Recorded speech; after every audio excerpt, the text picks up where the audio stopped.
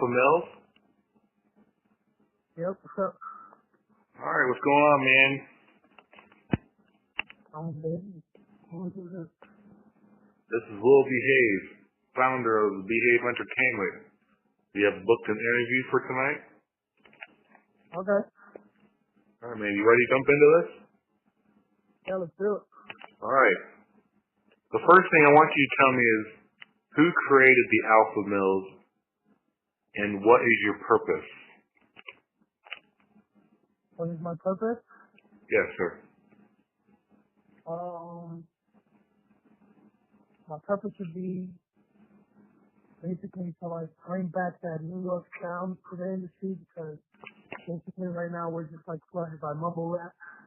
And I'm just trying to bring that dope sound back. And just basically, I've always considered myself to be a balance between the 90s and the new generation.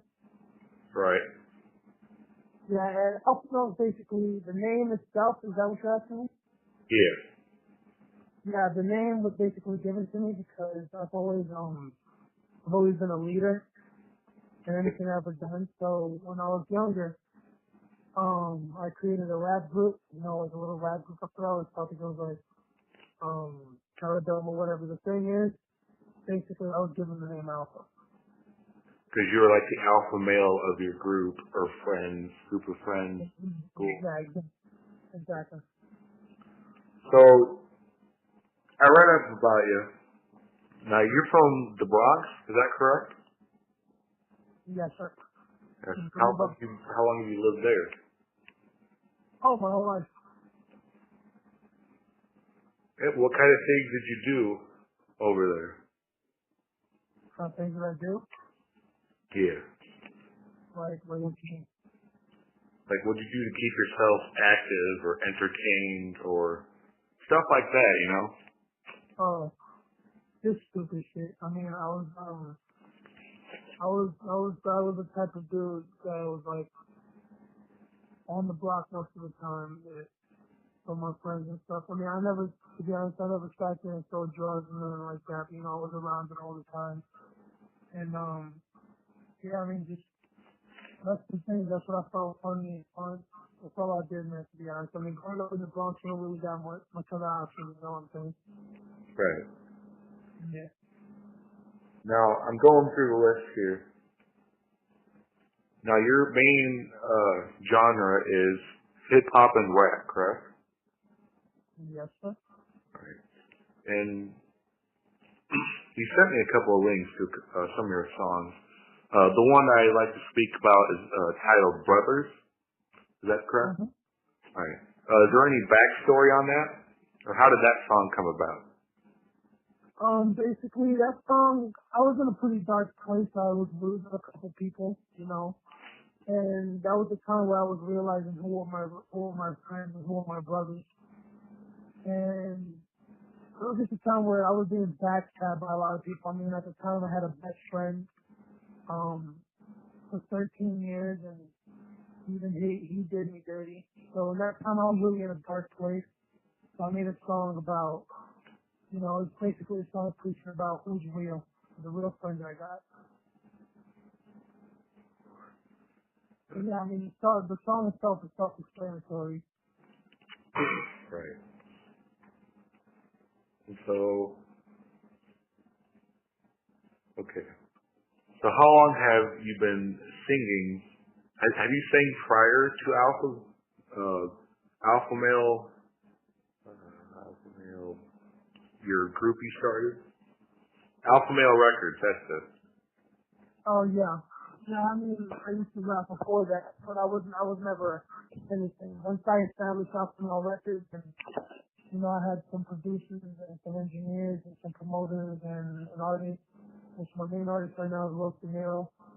Once we started like grouping together is when we really started making a buzz for ourselves. Yeah, I mean, before that I was solo, but yeah, that's not relevant. Now you sent Brothers to the Behave group for a review, correct? Correct. Alright. So they should have that up sometime within, I think, a couple of days, they said.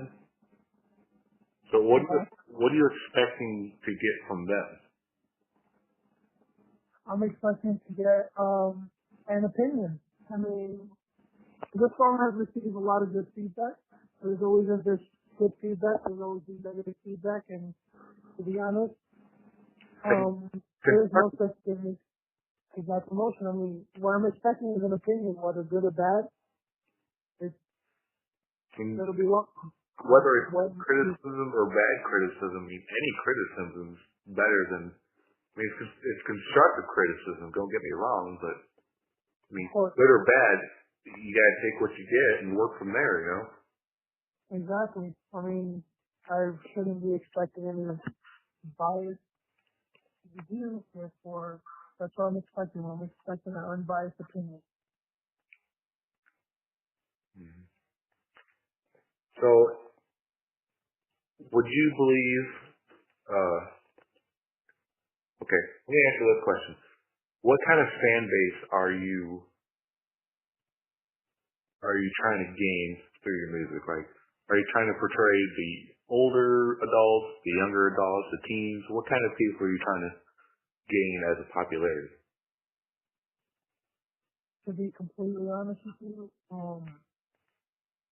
what I was trying to go for was the generation in between, like women, like in between the 30s and the 18s. But what I seem to have gotten a lot from my music is a lot of the teen fan base support it, but also I get a lot of respect from the older generation. Because like I said, I've always felt like my music is very in between, because I've always known how to capture lyrics and substance in my music, but make it catchy at the same time. Because nowadays I feel like lyrics and meaning is what lacks in hip hop today. So I've always tried to keep it catchy, like how it is today, but keep meaning lyrics into it. Therefore, it appeals to both. Right. So I mean, I'm looking for both. Right. Is this your first interview? No, I have been interviewed by many people.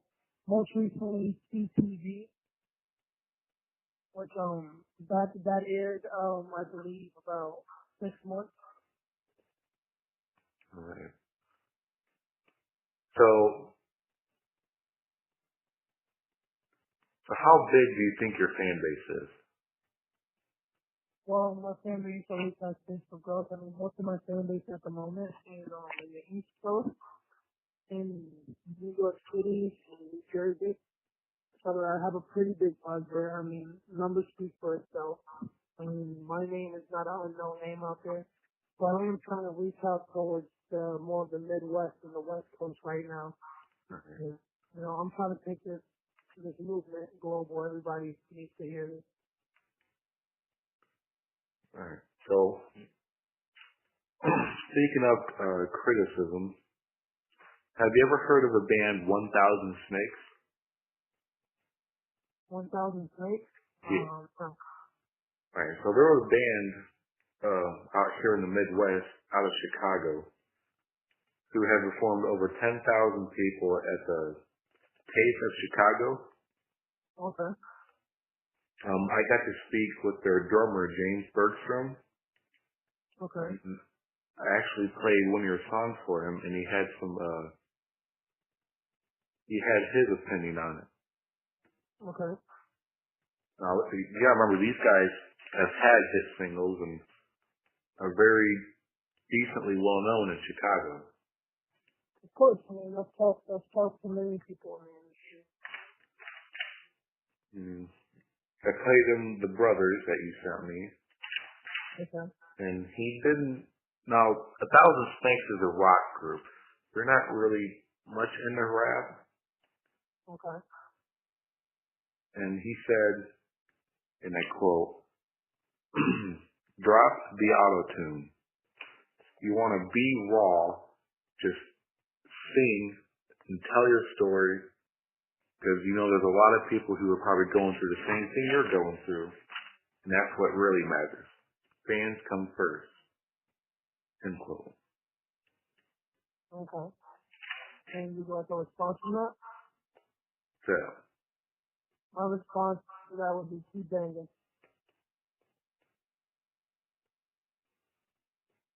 I don't know further words.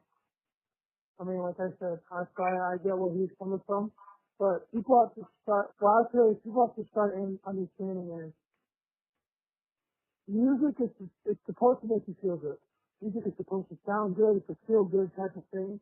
When people keep trying to grab music and they keep trying to turn it into a more technical thing than it needs to be, instead of just something that you want to listen to, that's when people tend to mess up. And especially in this day generation. I mean, look at the type of people that are making it right now. And I mean, you got people like Future and stuff like that that have songs out. And these are the people that are cashing in on Bill right now. Not these other people that are trying to be like super technical with all their music. And it's because when did music become a super technical thing and not basically about just being music? Music is supposed to sound good to the ears, correct? Correct. Music is supposed to make you feel a certain type of way, correct?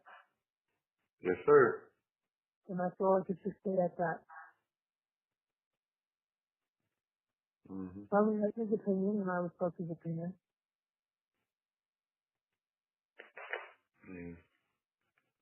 Opinions are opinions.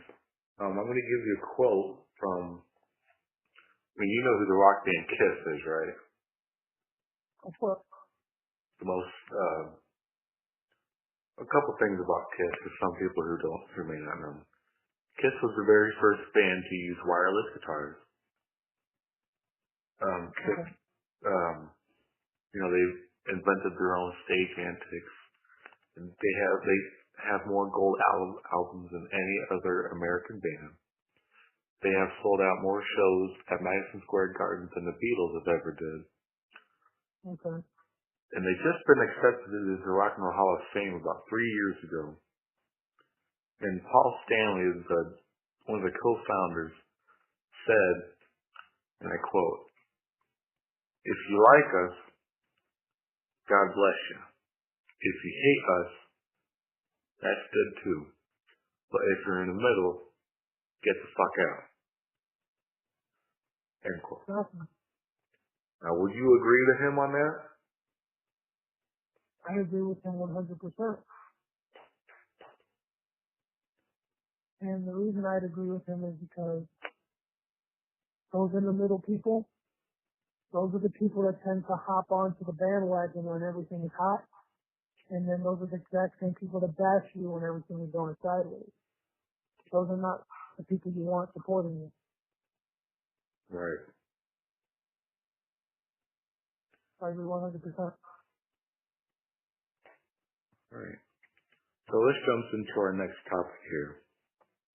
What can we expect to see from Alpha Millz in the future?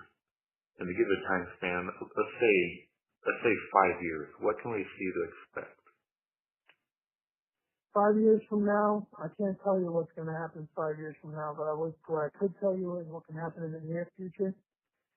Basically, there's a lot of big collaborations coming through from myself to Chicago at the moment. I have a lot of, Chicago right now is basically the city that's popping the most with this music stuff right now, to be honest. There's always, I don't know, since like Chief has came out, so it's been New York and Chicago. The constant battle with it. Well, I'm trying to mend that together, and there's a lot of collaborations coming with some Chicago artists, which I can't announce at the moment. And you can expect a lot of music dropping, obviously music videos, and all I can say is you can expect me to do the exact same thing I did in New York City out here in Chicago, and that means take over. So all it is just a wave. Now, what happens 5 years from now, can't tell you. All right. Now, are we going to expect to see a video for Brothers, or? Yes. Yes. And that music video is that music video is going to be big. First of all, that music video is being shot in Pennsylvania, in Poconos. And there's going to be some big artists in that music video that I'm pretty sure a lot of people would have enjoyed to watch.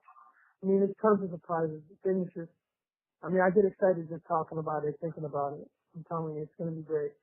You guys have to continue for it. Now, are you going to appear in any of these videos? Yeah, they're my music videos. All right. I'll definitely be looking out for that. All right. As a starting group, what advice can you give somebody who's amateur at recording? Amateur recording? Yeah. First advice I would give to an artist, period, is the world doesn't owe you nothing. You owe it to yourself. The moment you keep thinking the world owes you something and that you're entitled to shit, that's the moment you fail. Because a lot of people are feeling nowadays, especially upcoming artists, feel like people owe them like support and they're entitled to all this shit. And that's the moment you fail, because this is a world where you have to just go out and get it. And the way you get it does not matter. I mean, you could work a 9 to 5 the same way you could sell drugs. Listen, you end up at the same place, you end up at the same place. That's on you. You choose that path. Just don't feel like anyone owes you nothing, and just go get it yourself. No one can make you successful except yourself. If people keep going out there looking for that next big artist to sign them, you're gonna be looking forever. So that's my advice. Valid point. Alright. So outside of the rap, outside of the gigs, what do you do to keep yourself busy? I engineer. I'm an audio engineer and I graphic design. I do graphics and I engineer. I mix other people's music. Alright. I'm actually a really good graphic designer. I've also shot a couple music videos. Matter of fact, I was just shooting a reference for a short film that Young Habit is being a part of 2 days ago. This is another dope thing that's gonna come out. It's about someone basically delivering a package, and getting caught in border patrol, and I mean, I can't talk much about it, but it's just gonna be dope. That's another thing you guys have to look out for.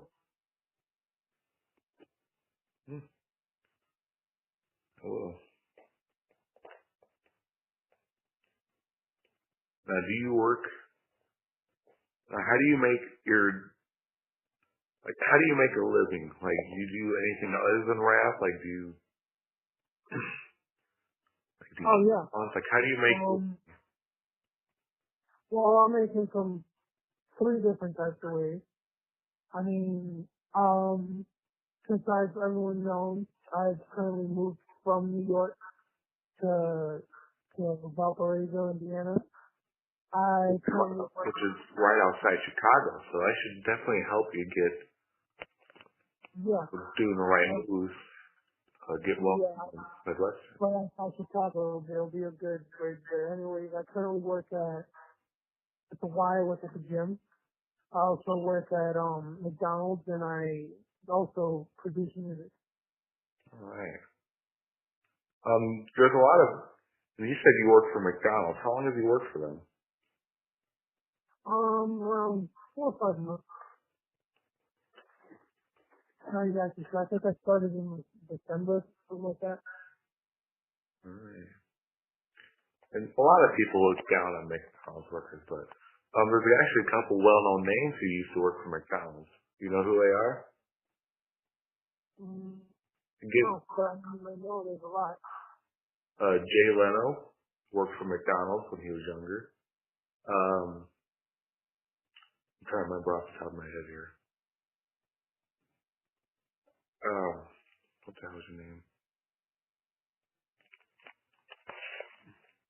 I definitely know Jay Leno works for McDonald's. David Letterman, I think, works for McDonald's.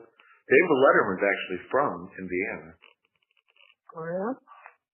Yes, sir. That's pretty cool. I mean, there's not much artists coming from Indiana, to be honest. I mean, I know, you guys, have the greatest. You guys have, Michael Jackson. Right. But, So, especially in hip-hop, I mean, I don't really see anything coming from Indiana. yeah. So, I mean, that's another thing that I'd like to accomplish is I'd like to start something out here. There's nothing really buttering. So a couple names that people who work at McDonald's, Jay Leno, which we already mentioned, Shania Twain, James Franco worked at McDonald's, Pink worked at McDonald's, and That's cool.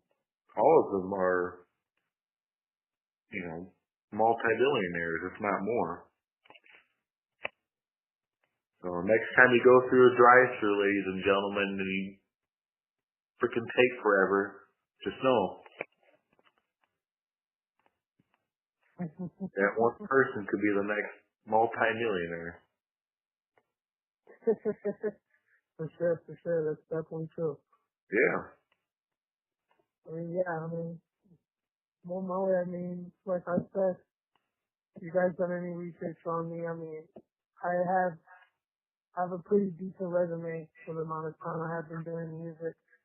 I've made money off of it, and that's when you know it's real. People have to understand, if you treat music like it's a hobby, then it'll be a hobby. If you treat it like it's business, and you treat it like a job, and you start making money off of it and benefiting off of it, then it is a job. You know what I'm saying?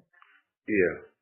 A lot of people seem to treat me like they keep trying to just put music out on YouTube and SoundCloud and just think that this huge artist or this huge record producer is going to find them out of nowhere and just sign them, and that's just not how it works. I've got contacted by Warner Brothers Music and Atlantic Records, and the thing these people want, and this is the gem right now. First thing they want is they don't want a clean slate. You know what I'm saying? Yeah. There's no money for artist development anymore. Artist development is not a thing. Not anymore. Have you performed live in front of a crowd? Or is it all basically, Plenty of times. I've been paid for gigs.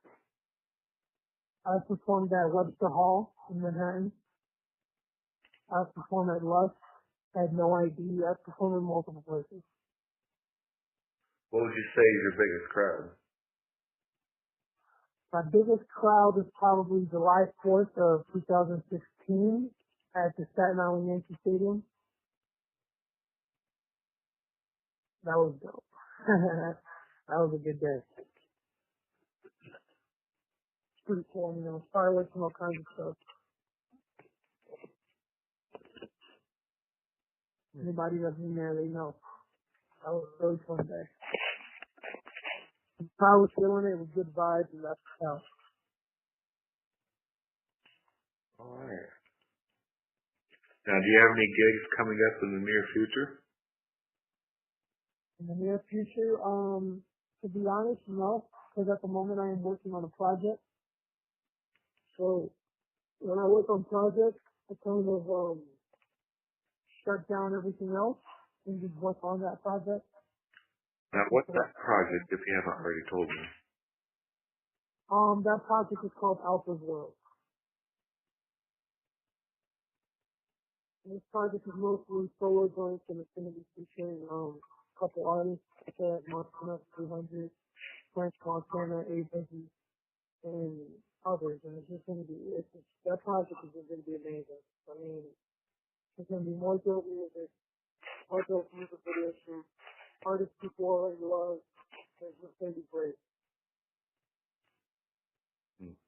That's not also going to be streaming through Pandora, Tidal, Apple Music, etc. Actually, I have a song called To the Grave that's also on the front now for later mixtape. And that music video shoot will be coming out in June. That's one of the things I can look forward to. I'm actually shooting a music video shoot out here in Lake Michigan.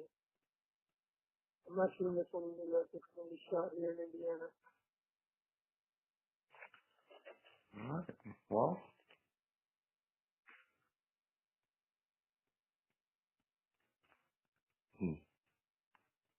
not too shabby.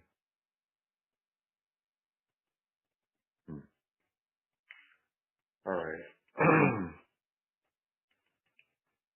Let's see. Right up to there. All right. So as we're getting to the end of the video, we have a short segment called The Great Debate.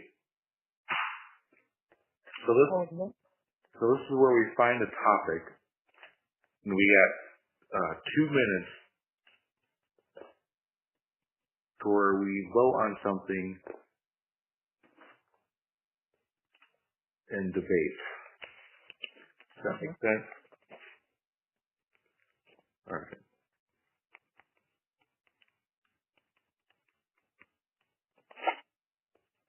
So a lot of people are, all right, here's one. I just lost it. Okay. The randomizer chose death penalty. Should it be allowed or should it not be? 2 minutes starts. And now. What was the question? What's that? What was the question? The debate topic is death penalty. Should it be allowed or should it be abolished? I think the death penalty should be allowed. Yeah, and your opinion? Why? I mean, I don't think the death penalty should be allowed for crimes like drug related. But I think when it comes to things like senseless murder, like there's like not passionate murder, I'm talking about like senseless murder and things to do with children. And to be honest, then I kind of take that personal. And I mean, I guess you never should bring personal things into an opinion like that. I think those people deserve to chair. not even the injection, the chair. Those people need to pay for that. You know, but there's sort of like senseless murder where people just go around killing people like for fun. Yeah, you deserve that penalty. I think it should be allowed. And certain people are just not gonna learn. Mm-hmm. You know what I'm saying? And sitting, especially nowadays where jails are just comfortable. And the other day I was talking to somebody at work and he was talking about how jails are getting iPads now. Yeah, I heard. So what's your thoughts on somebody who has maybe a couple grams of pot getting a 20-year sentence versus somebody who's involved in a rape case only getting a couple months? That's ridiculous, and I feel like that all has. I feel like most of that all has to do with prejudice, and not prejudice against skin color per se, but prejudice against class. People have to understand that the real war is not between race. I mean, you don't really go around seeing, unless you live like in redneck county or something, seeing people being like, "Oh, I hate him because he's black," or "I hate him because he's white." People have to understand the real war is between rich and poor. It's about class. And I feel like that's what it comes down to in the justice system as well. So I feel like that's where that comes in. So like somebody that had a little bit of pot, depending on who it was, depends on how badly they get sentenced. Is it fair? No, but that's what it is. All right, so here's another topic. So the United States government has confirmed that pot helps cure cancer. Now, do you think that is why it's illegal, or do you think they have it illegal because if it was legalized, all of pharmaceutical companies would lose millions? Well, this opinion will be unbiased because I'm actually going to speak off what I actually think. I mean, I don't smoke. I do no drugs, but I could say this.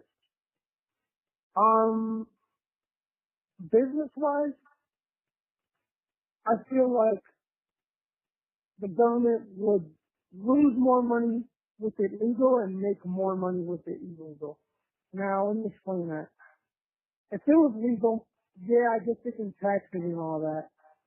But you know how much medicine people would stop buying? You know how much money the painkiller industry and all that stuff would lose? I mean, there's people out there that actually use, weed as a for anxiety, for stress, for pain, all kinds of stuff. You know what I'm saying? Right. And if you could just smoke something instead of taking a bunch of pills that most likely are killing you, just giving you a different side effect, obviously people are going to go for that. So those industries, I'm pretty sure they're not going to make much money. And they'll make money, but they'll lose a lot. And when you have it illegally, at least you get money from incarcerating people. So, to be honest, I believe marijuana makes more money. I mean, benefits them more illegally than legally, because legally they will lose them a lot of money in the drug industry. And we all know the drug industry is big business. So, will it be able to cure cancer?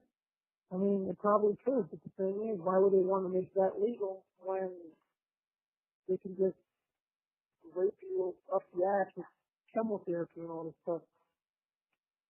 You know what I'm saying? Yeah.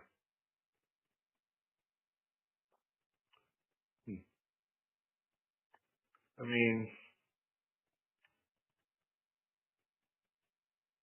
okay, how do I put this more? I mean, it makes sense, because after Colorado and Washington have legalized it, they brought in a net worth of $35 billion just for the two states alone being legalized back in 2012. Mm-hmm. And the pharmaceutical companies aren't run by the government; they're a private business, run by private businessmen. Yeah, but then after private business or not, you do pay taxes. You know what I'm saying? Yeah. I mean, the national threat's already above almost 19 trillion now. And if the entire country legalized it, and the government sells it, I mean, that'd help our debt ceiling, But Yeah, I guess. It's a very good topic. Yeah. Yeah, I feel that one.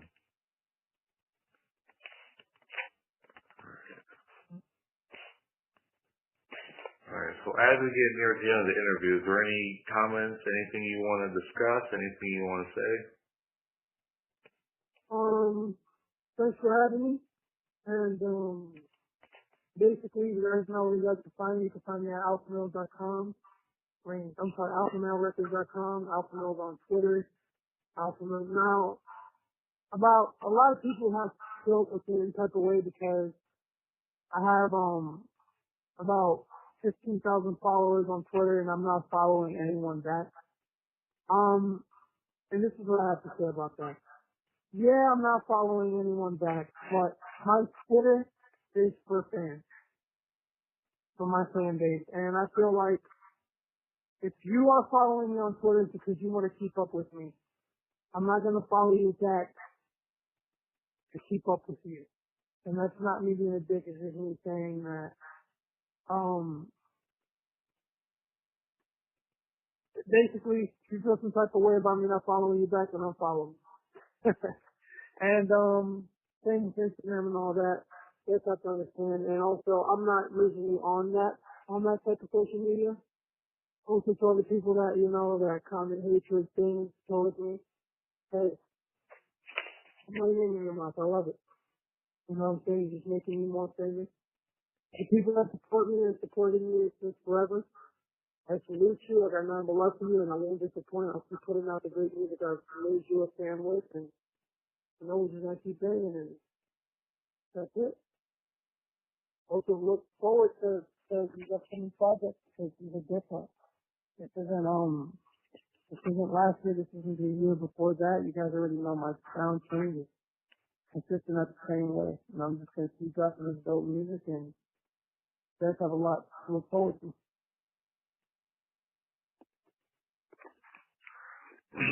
All right. Well, I think that's all the time for today. Alpha Millz, I appreciate you taking time with us today. No problem. All right, man. Well, you keep rocking. All right, cool. Peace out, brother. Well, Hi, is this Alpha Millz? yep, what's up? All right, what's going on, man?